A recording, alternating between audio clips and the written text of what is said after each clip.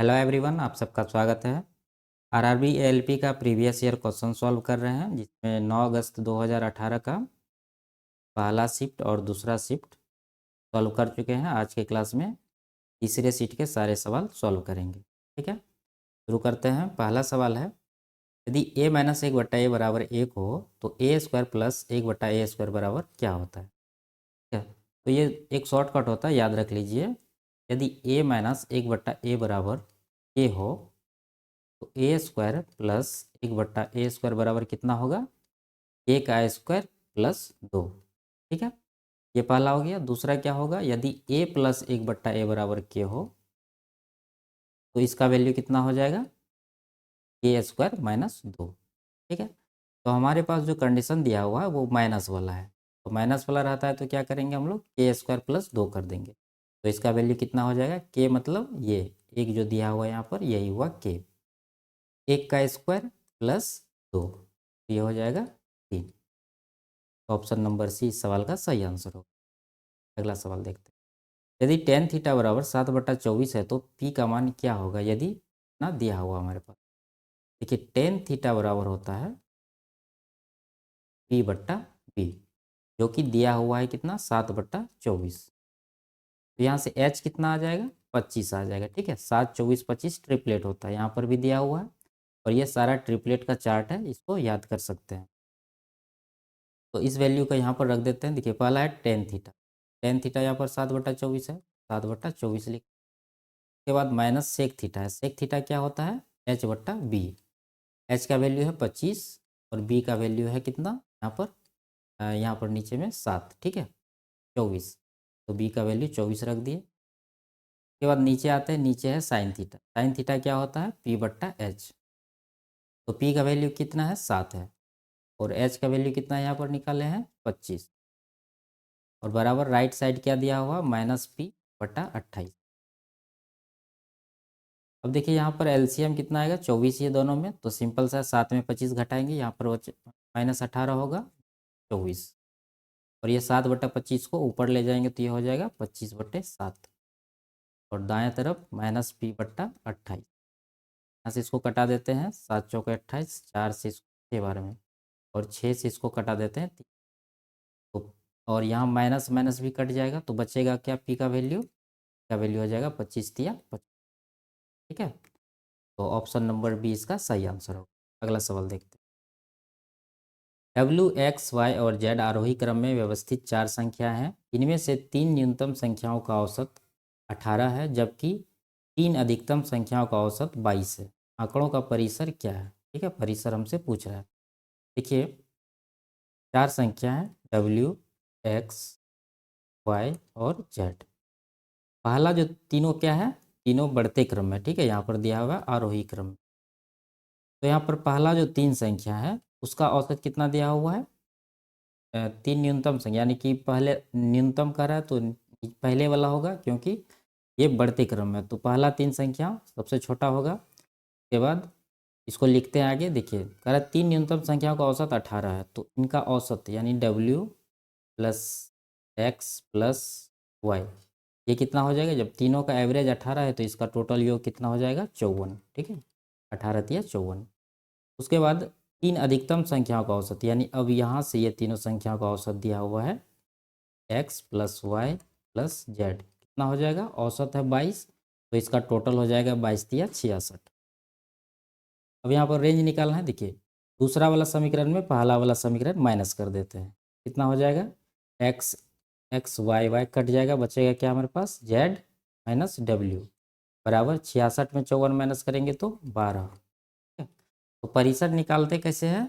अधिकतम संख्या माइनस न्यूनतम संख्या। तो मैक्सिमम ये है, सबसे बड़ा ये है और सबसे छोटा डब्ल्यू है। तो जेड माइनस डब्ल्यू निकालना था, जो कि यहाँ पर निकल चुका है। इसका मान कितना है? 12। ऑप्शन नंबर सी इसका सही आंसर होगा। ठीक है, अगला सवाल देखते हैं। एक व्यक्ति अपनी सामान्य चाल के 4/5 चाल के चलने पर 15 मिनट देरी से पहुंचता है। उसी दूरी को तय करने में उसके द्वारा लिए जाने वाले सामान्य समय कितना है? देखिए पहले अगर चाल 5 यूनिट था तो अब कितना है? 4/5, यानी अब चाल हो जाएगा इसका 4। पहले 5 था, अब कितना हो गया? 4। ठीक है, ये स्पीड का रेशियो है।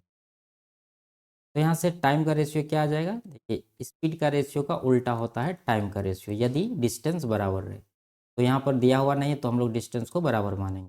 टाइम का रेशियो क्या हो जाएगा, 4:5 का उल्टा।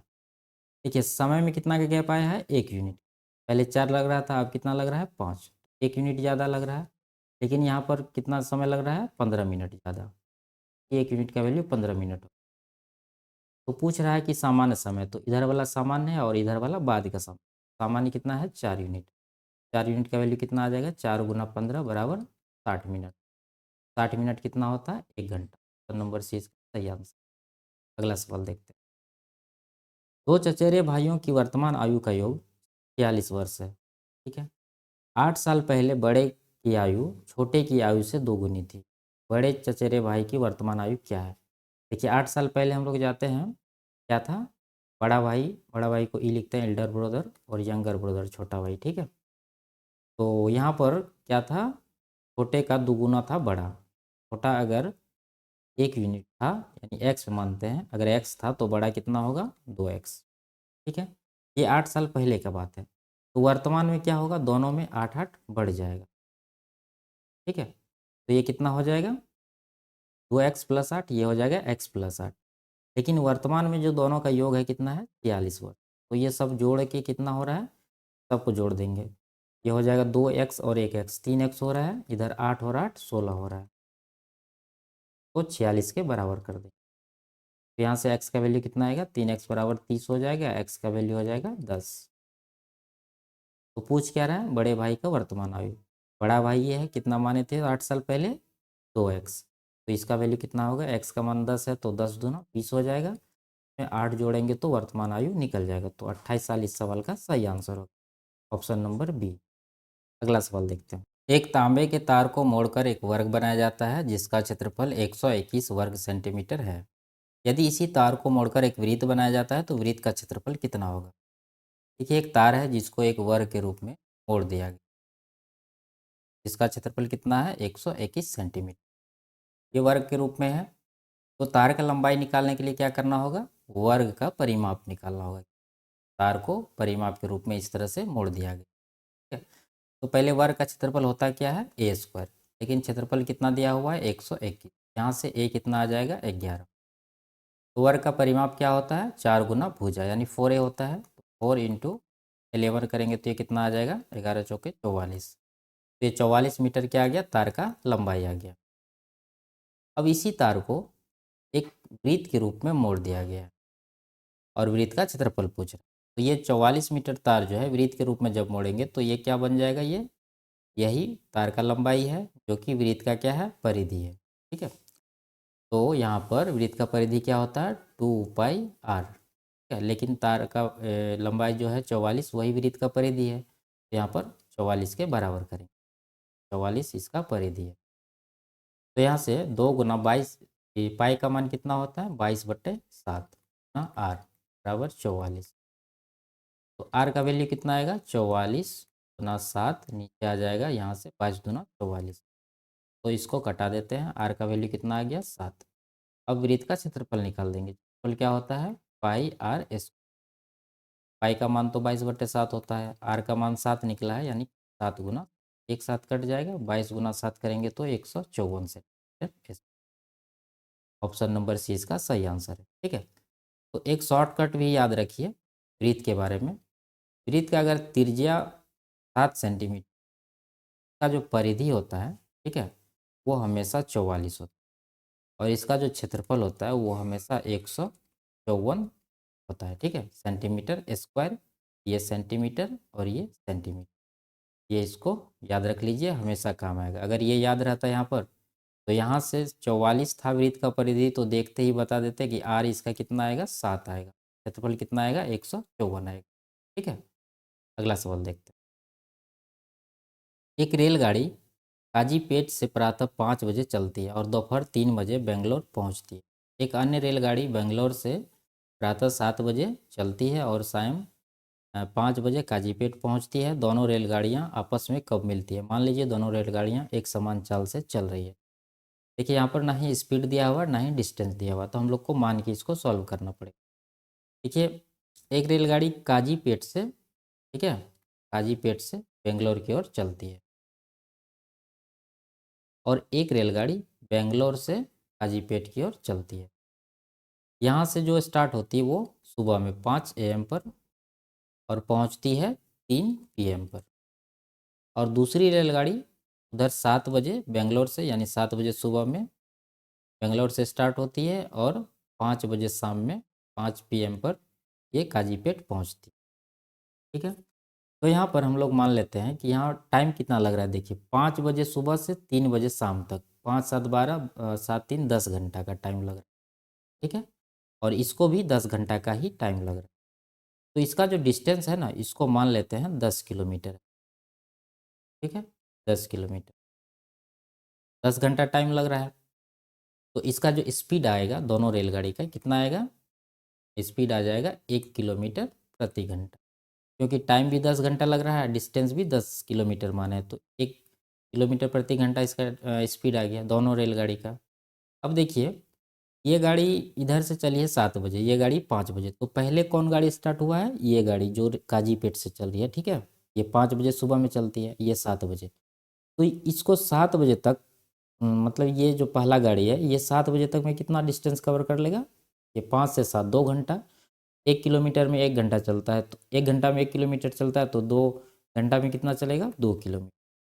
यानी कि ये गाड़ी 7 बजे तक 2 किलोमीटर डिस्टेंस कवर कर लेगा।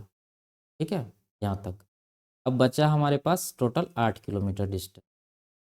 ठीक है, अब दोनों रेलगाड़ी मिल के चल रहा है, ये भी इधर से चल रहा है और ये भी अब स्टार्ट हो गया, ये भी चल रहा है। तो दोनों का जो स्पीड हो गया मिला के कितना हो गया, पहला गाड़ी का भी 1 किलोमीटर, दूसरा गाड़ी का भी 1 किलोमीटर, तो दोनों मिला के जो इसका स्पीड हो गया 2 किलोमीटर प्रति घंटा हो गया। ठीक है, तो अब ये 8 किलोमीटर डिस्टेंस को 2 की स्पीड से कवर करेगा, तो कितना टाइम लग जाएगा, 8 को 2 से डिवाइड करेंगे तो 4 घंटा। ये 4 घंटा टाइम लगा कहाँ से, यहाँ से, जहाँ से दूसरी गाड़ी भी स्टार्ट हुई है, यहाँ से। यहाँ पर 7 बजा था, ठीक है, 7 AM था, तो 7 में 4 जोड़ेंगे तो कितना बच जाएगा, 11 बज जाए। 11 AM पर दोनों गाड़ी एक दूसरे से मिल जाएगी। ऑप्शन नंबर ए इसका सही आंसर। अगला सवाल देखते हैं। मिश्रण में रेत के साथ बजरी का अनुपात 17:8 है, जबकि बजरी और सीमेंट का अनुपात 6:17 है। मिश्रण में रेत के साथ सीमेंट का अनुपात क्या है। देखिए रेत को R लिखते हैं, बजरी को B लिखते हैं और सीमेंट को S लिखते हैं। देखिए रेत और बजरी का अनुपात कितना है, रेत और बजरी का 7:8 है, और बजरी और सीमेंट का अनुपात कितना है, 6:17। तो यहाँ पर कितना बन रहा है इन दोनों का एलसीएम, 24। इधर वाला को भी 24 करने के लिए क्या करना होगा, 8 को 24 बनाने के लिए 3 से गुना करना होगा, तो यहाँ पर हो जाएगा 3 से गुना करेंगे ऊपर वाला रेशियो में, तो ये 51 24, बीच वाला तो 24 रहेगा दोनों के लिए, तो 6 को 24 बनाने के लिए 4 से गुना होगा, तो 17 चौके 68 हो जाएगा ये। तो यहाँ पूछ रहा है हमसे रेत के साथ सीमेंट का अनुपात, ये रेत और सीमेंट ये दोनों का अनुपात पूछ रहा है। तो 51:68 है, इसको सिंप्लीफाई कर देंगे 17 से, 7 51, 17 चौके 68, 3:4 इसका सही आंसर हो। अगला सवाल देखते हैं। यदि A² plus AX plus B को x माइनस एक्स द्वारा भाग दिया जाता है तो 15 शेष बचता है, जबकि इसको x प्लस 1 द्वारा भाग दिया जाता है तो -1 शेष बचता है, तो A² प्लस B² का मान क्या है। ठीक है, √100। देखिए इसके द्वारा भाग दिया जाता है तो यहाँ से x माइनस 1 को 0 करेंगे तो यहाँ से x का वैल्यू कितना आएगा, 1।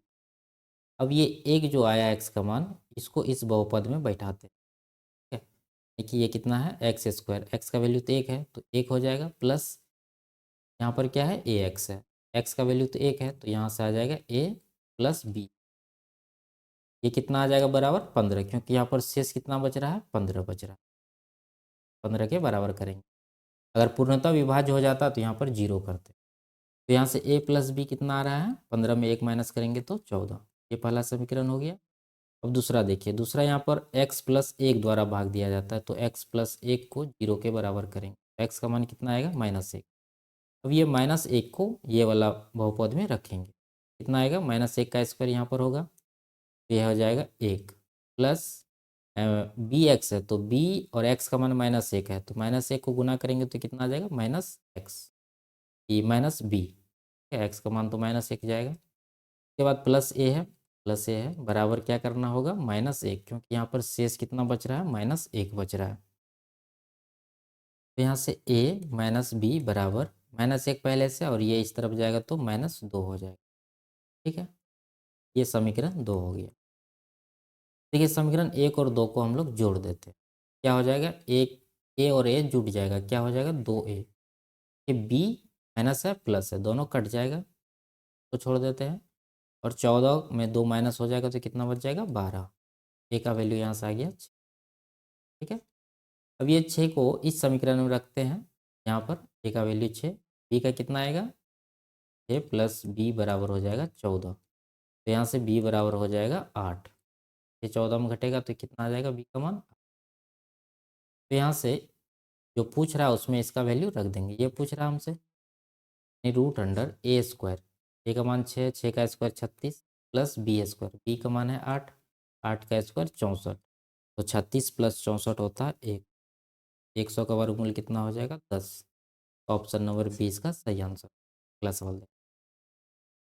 एक साथ कार्य करते हुए पाइप ए और बी एक खाली टैंक को 10 घंटे में भर सकता है।